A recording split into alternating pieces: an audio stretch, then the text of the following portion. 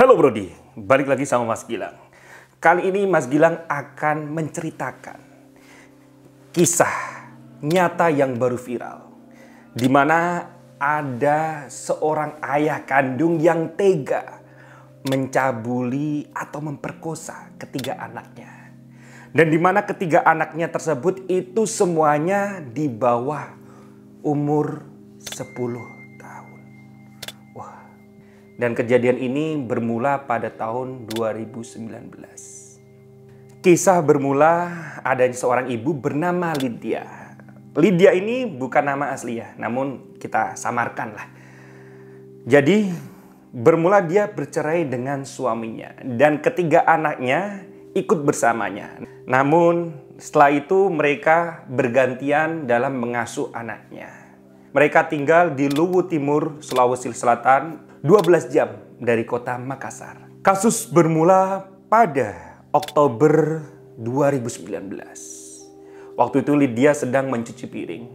Namun anaknya waktu itu mengadu kepada Lydia karena bagian intimnya, atau mohon maaf, bagian vaginanya merasakan sakit yang sangat luar biasa. Lydia langsung menanyakan hal tersebut kepada anak sulungnya. Apakah benar yang dibilang adik, nak? Namun waktu itu si sulung ini tidak berani mengatakan hal sebenarnya. Kemudian Lydia membujuk si sulung untuk bercerita sebenarnya. Lalu si sulung mengatakan sebenarnya bahwa bapaknya itu melakukan anu di pantatnya. Dan kemudian disusul si bungsu juga mengaku bahwa dia juga dianu di bagian vaginanya. Seketika Lydia terdiam dan merasakan kepala seakan-akan meledak dan merangkul ketiga anaknya menangis bersama.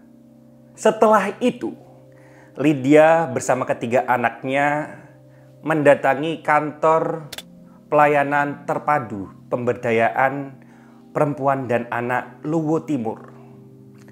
Idealnya jika seseorang mengadu pasti akan dilindungi ya.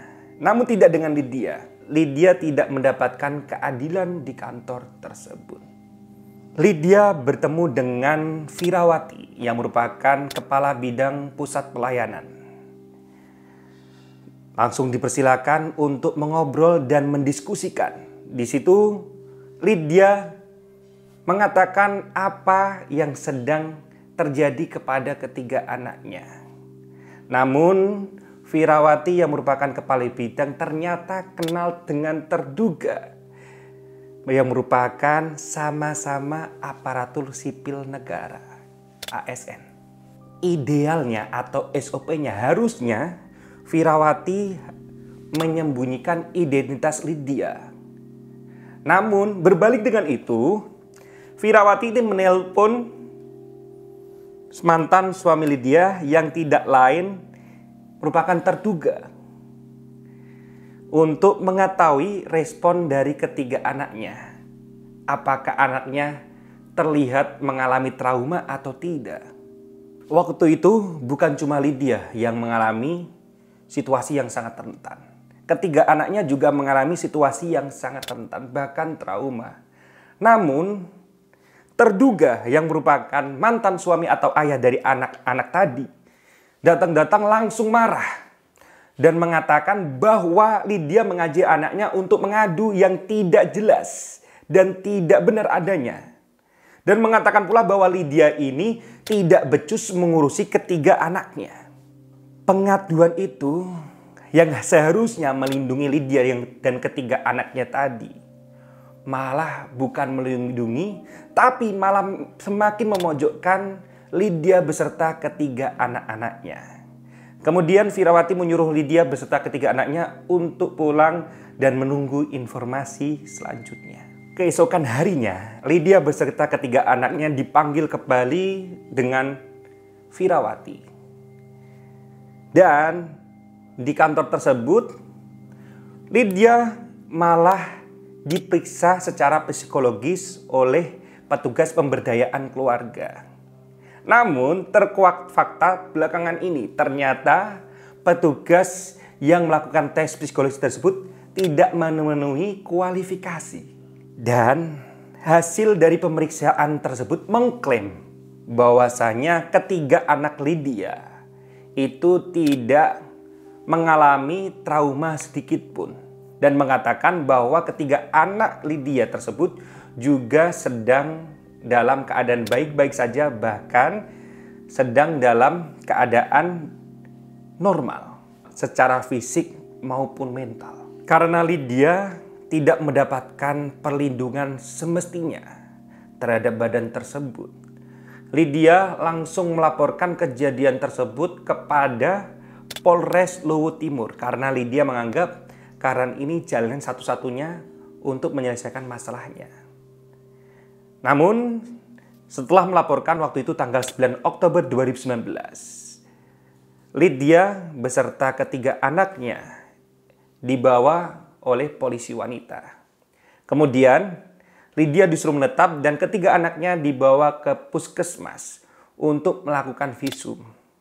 Namun, berdalih melakukan visum, ternyata di situ ada penyidik juga yang menanyakan kejadian terhadap ketiga anaknya. Harusnya kan ada Lydia dan penasihat hukum atau psikolog ya. Namun waktu itu yang ditanya hanya ketiga anaknya. Pada tanggal 14 Oktober 2019, Lydia kembali mendatangi kantor polisi untuk menanyakan hasil visum.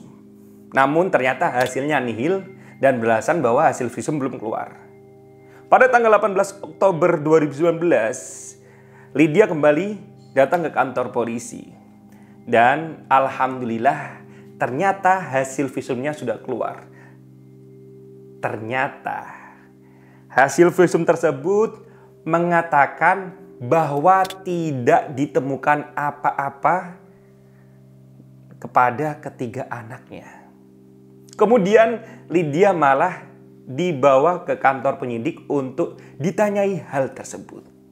1 minggu kemudian, Kepolisian Luwu Timur mengatakan bahwa Kepolisian Luwu Timur sudah menyelidiki Lydia terduga kasus pemerkosaan dan ketiga anaknya. Dan kepolisian juga sudah mengumumkan berkas medis dan hasil visum dari ketiga anaknya. Terus Kepolisian Luwu Timur mengajukan kasus ini untuk diperiksa lagi ke bagian psikologis Bidokes di Polda Sulawesi Selatan di Makassar. Pada akhir Desember 2019, Lydia bersama ketiga anaknya melaporkan kembali kasusnya kepada Pusat Pelayanan Terpadu Pemberdayaan Ibu dan Anak-anak di Makassar. Jadi tadi kalau Makassar ini di atasnya kabupaten ya, jadi daerah. Dan alhamdulillah Lydia dan beserta ketiga anaknya tersebut diterima dengan baik di kantor tersebut. Berbeda dengan penanganan di Luwu Utara tadi, alhamdulillah mendapatkan pelayanan yang lebih baik lagi. Dan kemudian Lydia mendapatkan rujukan untuk kasusnya untuk dibawa ke LBH Makassar. Dan alhamdulillah LBH Makassar juga siap membantu untuk melanjutkan kasus yang sudah berhenti tadi. Pusat Pelayanan Makassar memberikan perlindungan dan melakukan observasi lebih mendalam dengan cara laporan psikologis. Melalui metode wawancara dan observasinya, menemukan bahwa ketiga anaknya Lydia bukan mengalami trauma, namun mengalami kecemasan.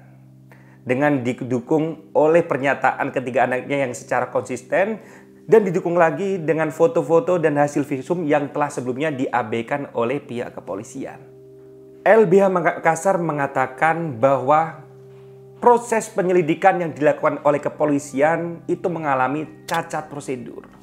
Karena seharusnya anak-anak itu harusnya didampingi oleh orang tua atau pendamping hukum. Ini diterapkan pada UU nomor 11 tahun 2012 mengenai sistem peradilan terhadap anak-anak. Pada tanggal 26 Desember 2019, Lydia dan bersama LBH Makassar mendatangi Polda Makassar untuk mempertanyakan pemberhentian kasus Polres Luwu Utara terhadap kasus Lydia ini. Dan waktu itu Lydia bersama LBH Makassar juga melampirkan bukti beserta foto-foto luka yang terdapat pada vagina dan anus ketiga anaknya. Pada tanggal 10 sampai 13 Februari 2019, LBH Makassar beserta Lydia telah melayangkan surat permohonan untuk gelar perkara. Namun tidak digubris.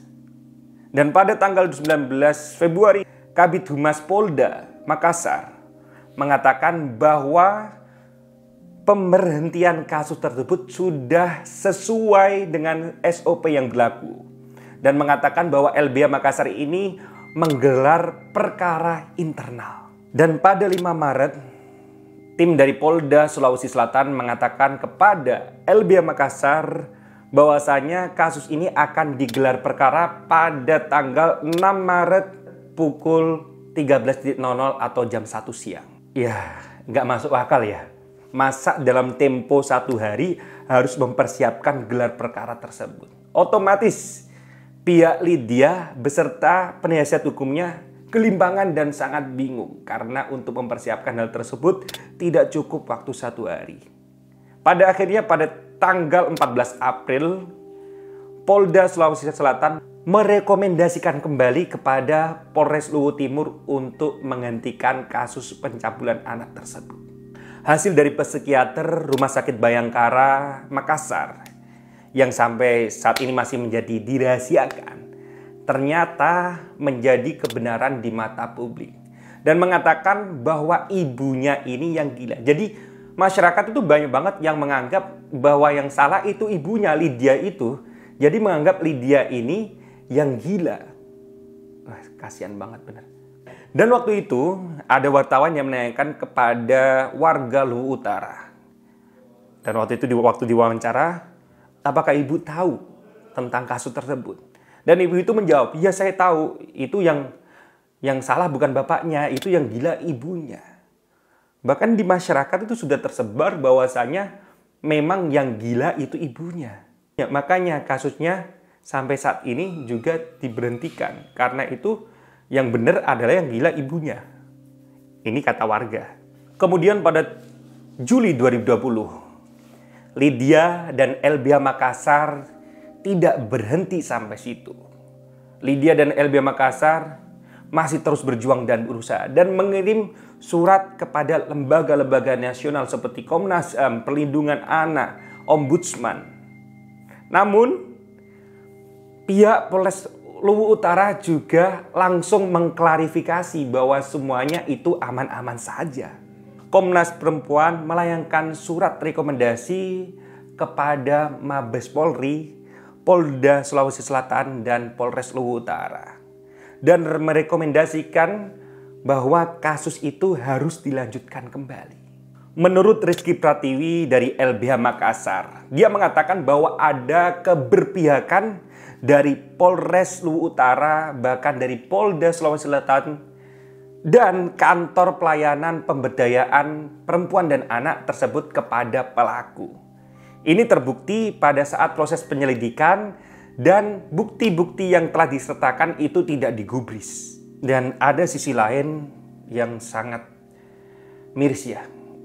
Lydia yang merupakan ibu yang sedang mencari keadilan di negeri ini, itu tidak mudah loh. Bahkan dia dari rumahnya menuju ke Sulawesi Selatan, Polda Sulawesi Selatan itu membutuhkan waktu 12 jam. Dan dia tuh hampir bolak-balik. Namun kasusnya sampai sekarang itu menggantung.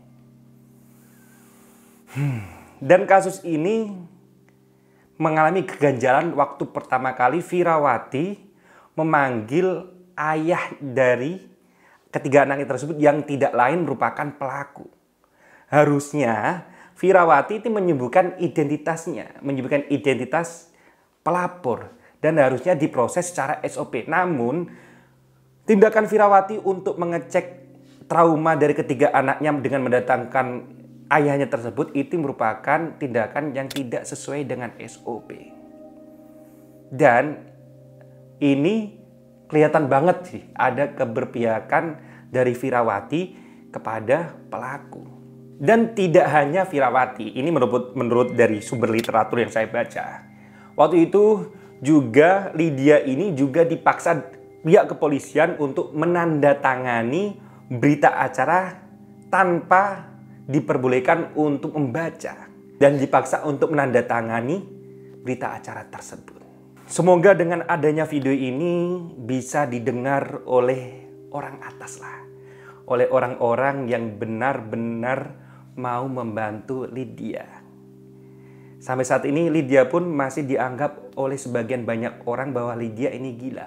Padahal benar, Lydia ini gila bukan berarti gila ODGJ. Namun dia gila untuk mencari keadilan di Indonesia. Semoga dengan video ini pula oknum-oknum yang sembunyi di balik undang-undang juga sadar dan mau membantu untuk proses penyelidikan selanjutnya. Terima kasih. Saya dari Mas Gilang Official. Jangan lupa untuk subscribe, like, dan komen. Dan sekali lagi, jangan lupa bagikan video ini sebanyak-banyaknya untuk menjelaskan kepada orang awam bahwa ini kasus yang benar-benar harus diperhatikan. Karena jangan sampai ada pelaku-pelaku lain yang seperti mantan suami dari Lydia yang mempunyai perilaku yang sangat-sangat tidak mencerminkan seorang ASN. Terima kasih. Saya Mas Gilang, undur diri. Wassalamualaikum warahmatullahi wabarakatuh.